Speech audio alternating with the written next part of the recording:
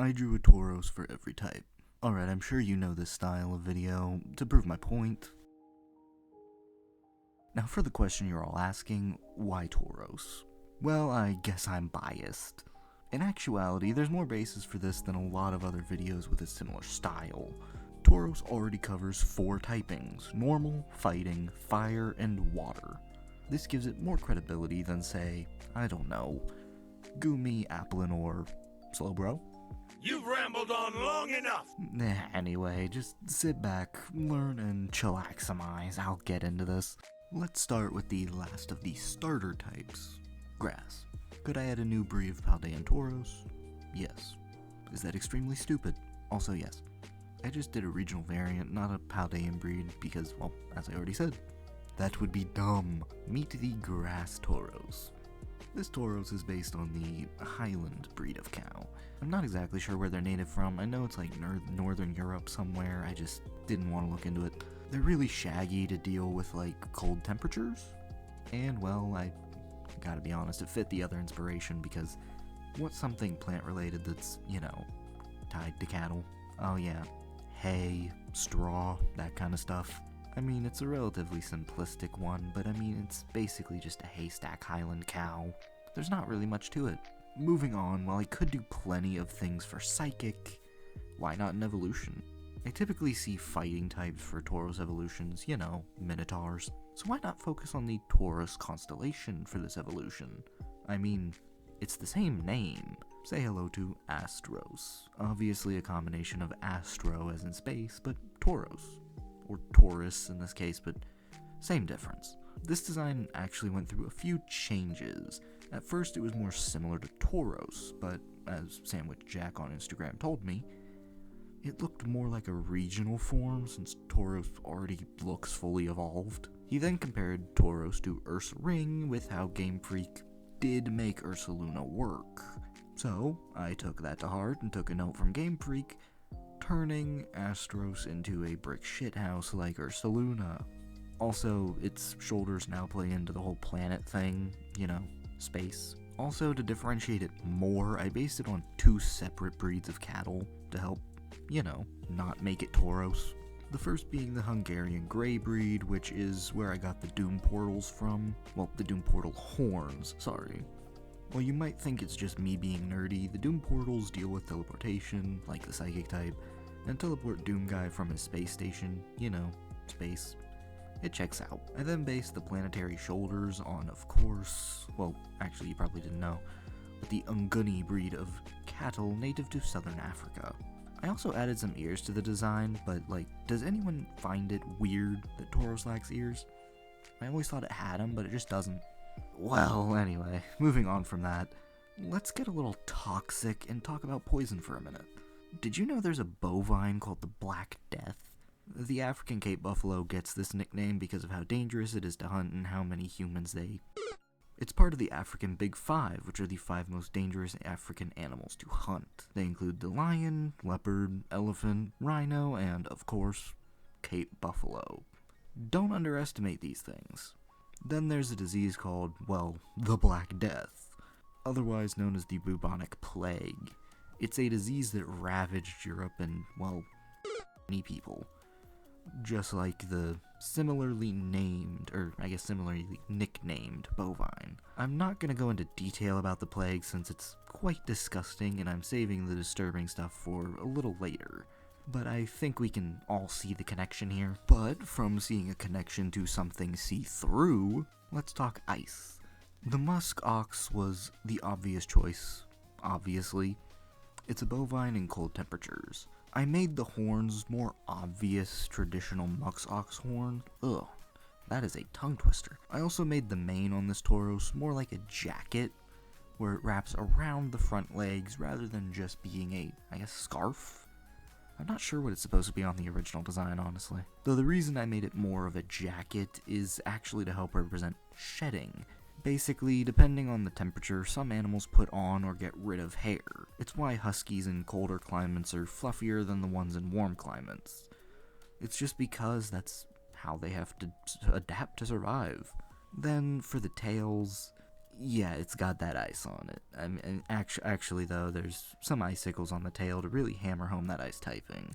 It's one of the simpler concepts, but that's not really a bad thing, in all honesty. Sometimes just simple is better. Now for ground, this is probably the closest one to the regular form style-wise. The main being more dirt-like pulls in the inspiration of burial mounds, and the reason I did this is because this Tauros was based off of the American bison. With bison appearing in Native American culture somewhat often, I felt this connection was reasonable enough to make, and it also pulls in a few other things, just about bovine in particular. When the tails are basically caked on mud, because it represents the thing plenty of bovines do, which is wallowing. It's a way to help them with various things from insects repellents to cooling, though bison do dust bathing, basically where they roll around in dust, because it helps them remove loose fur and deter biting flies.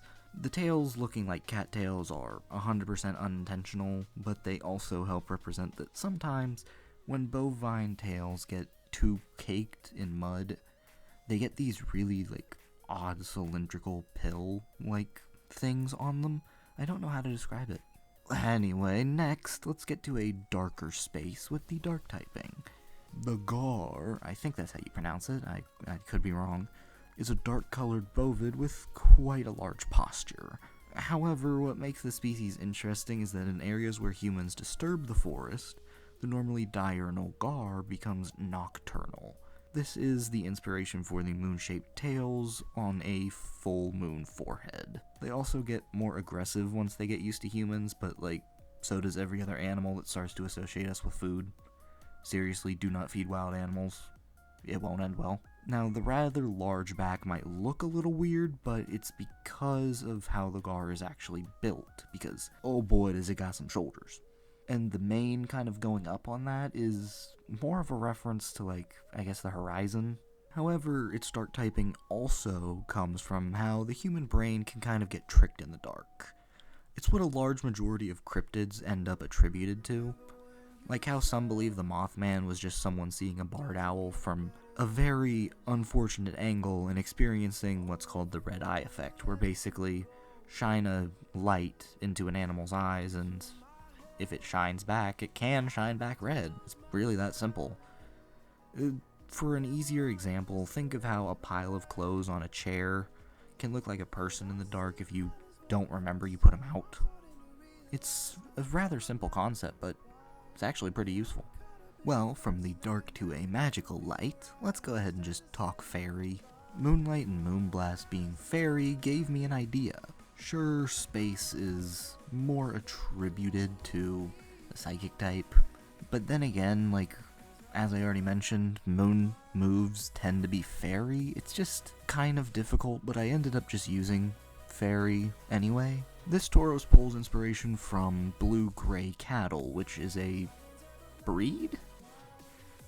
I'm not sure if it's a hybrid or not. I really need to start writing that into the script. Anyway, it's a breed that looks like the star of the show with a rather starry pelt. And that sort of prettiness is what gives this line the fairy type, since fairies are often shown as pretty or beautiful, very flamboyant. However, you'll also notice that it has a fairly fairy floss inspired mane. Well, considering food is basically fairy type at this point in a lot of ways, I'm just gonna list some of the mons on screen because I can't go through them all verbally. Anyway, even still, if it was just food, it's a food called fairy floss. Come on, how could I not make that fairy? Plus, if you want to see more sweet content, then please like and subscribe. Then moving on from fairy floss, let's talk rock candy. Actually, it's just rock, there's no candy. Sorry for the mislead. Anyway, the aurochs, I think that's how you say it, once again, pronunciation not my strong suit, are an extinct species of bovine that went extinct long enough ago for me to consider making it a fossil. The aurochs went extinct in the eyes of humanity about 397 years ago. While it is a more recent extinction, it's been long enough that I can feel justified calling it a rock type. I mean, no one's alive that remembers this group. Well, no, they do obviously remember it, just not firsthand. Something like the thylacine, for example, which is like an 88 years extinction. I can't justify making that a fossil. There's people alive that remember it. Like, I can't do that. It just feels wrong. Now, as for the design itself, well, that mane really rocks. Yes, it's just rocks. Also, on the tails, you'll notice one of them has a fossil, quote-unquote, that looks really similar to the horn. Yes, that is very much intentional. But let's move on to a type that ironically gets crushed by the previous type. Let's go bug. Now, this was actually a very difficult type, obviously, because how do you make a bull into a bug? It just doesn't work. Well, I obviously made it work, and it's about to get a little gross. Now, you may not think of anything immediately looking at this design, but there is a kind of disease called mange. It's a skin disease caused by mites that often results in irritated skin and hair loss within the afflicted animal. I'm not going to show examples because it's not fun.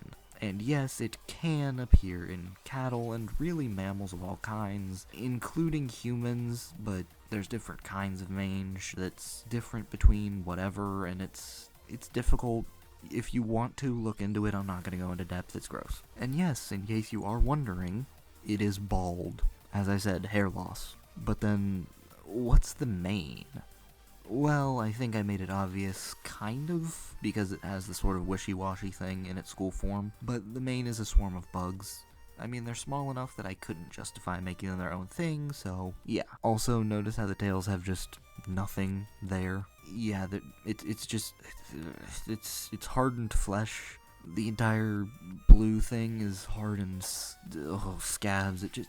As I said, if you want to know, look it up. If you don't, just don't. Now, for the result of rock and bug meeting up, here's Ghost. Oh man, if only there was a ghost cow I could pull from, this would be so much easier, but it's not like that's a thing. Wait a minute. Why do I hear boss music? No. Okay, yes, there is a ghost cow. Let me explain. The Grigstown cow was a supposed ghost cow roaming the Millstone River floodplain in Delaware and Grigstown. It's also only been seen on foggy days, to my knowledge. There's not much on this thing, and you'll understand why soon, but many believed this cow to be a myth like the Jersey Devil, though that's not the case because a real black and white bull was found in 2002 that was, well, this cow that people were seeing. Its appearance on foggy days was because it was gaining a loss of vision. It was very old. Considering the area used to be massive in the dairy industry, I made this form a Holstein, cause it's a black and white dairy breed. Honestly, it fit the best.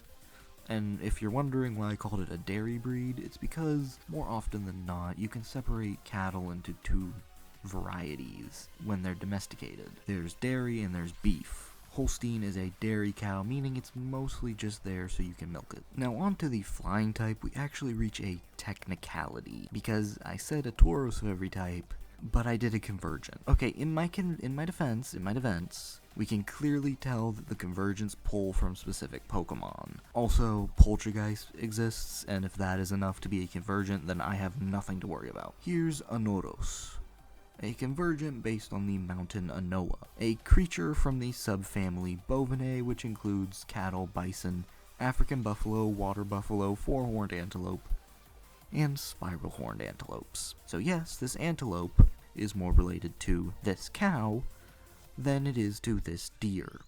Also, if you see the arrow, you probably know it from somewhere. Yes, I took inspiration from Avatar, specifically Appa the Sky Bison. I mean, come on. Sky Bison. It's literally in the name. How could I not pull from it? Now how about we get a little shocking and we talk electric? Yeah, you might not know the inspiration for this. This version is based on the Attics. Once again, I think that's how you say it. I'm not great at this. A shape-shifting cave-dwelling spirit that is said to take the form of a young red bull. Yes, it is red for that reason. The spirit is also said to appear from its cave on dark, stormy nights, and is said to make people stay at home when danger is near, acting as a sort of protector. The Etix is also connected with the goddess Mari, the main goddess in Basque mythology. Once again, not sure I said that correctly, sorry if I offended anyone. Mari is said to be connected to the weather, which is also why this Tauros has its mane resemble, well, thunderclouds. Its red color also isn't just from the Attics, however. It also comes from the short-horn breed of cattle, a naturally red breed, simply because I wanted to have an actual breed tied to this, because it's not really mythical in any sense. The next type, however, if you want mythical, let's get the type that resists electricity, dragon.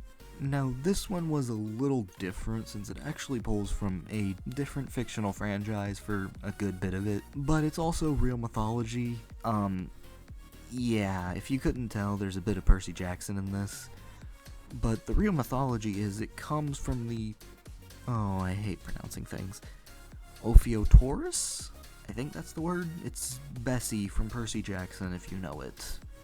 It's the closest thing I could find to a cow dragon, because this Greek beast is half cow and half serpent, which I have adapted to give this Tauros a large serpentine, well, I guess serpent-headed tail, rather than just deleting its legs. Though what really makes it fitting as the dragon-type answer in this video is that the Ophiotaurus has a direct connection to the gods. It's stated in Ovid's Fasti, a Greek poem, that whoever burned this monster's innards would defeat the gods. Then add in that the literal gods of time and space are dragon types in Pokémon, and I think it makes sense. Then add in that there's Apollo's cattle in Greek mythology, which, yes, also appear in Percy Jackson, but still, they were directly owned by a god. And even in modern times, more powerful or godly Pokemon tend to be dragon type. I mean, most of the pseudos, a decent chunk of the box arts, even quite a few mega Pokemon. It's, as I said, it's even present still because Koraidon's Paradox name is Winged King. Royalty and high positions of power are still considered dragon to this day. So I feel something with multiple inspirations that tie back to literal gods is very fitting of the dragon type. Anyway, we just talked paradoxes, so let's end on a paradoxical ending. Let's get to Steel. Once again, this is a technicality, because I didn't do a Tauros, I did a future paradox, but like, come on, we can all tell what these things pull from. They don't hide it. This is Iron Prison, a paradox based on the Brazen/Bronze Bull, which, you know, Tauros is a bull, bronze is a metal. I feel like that was just a layup. This design has a splash of bronze to reference, well, regular Tauros, but also, you know, the bronze in Bronze Bull. The Brazen Bull, its origins are a little disturbing, so be advised. It was used as a method of torture and execution designed in ancient Greece. Now, I'm not sure if it was ever real, and I'm not sure anyone else knows if it was real or not, but it's definitely something people have heard of. Allegedly, the offender would be locked inside the bull while their head was aligned within the bull's head. I'll come back to the head thing later, trust me, it's got a darker purpose. But to explain the process a little more, a fire was then lit beneath the bull, and the offender would be cooked in both senses of the word. Yes, they... Also, remember when I mentioned the head alignment thing? Apparently, the bull had an apparatus that made the offender's screams sound like a bellowing bull, and the steam of the cooking person came out through the nostrils of the bull. It gave the illusion that the bull came to life. So, a steel fire type named Iron Prison based on this concept. Yeah, you can probably understand where that name came from. I don't think I really have to lay it out for you any further. Anyway, I think I can label this video as done. Check out more of my content here if you want, and anyway, this is Jay, signing away, forever and always. Bye-bye.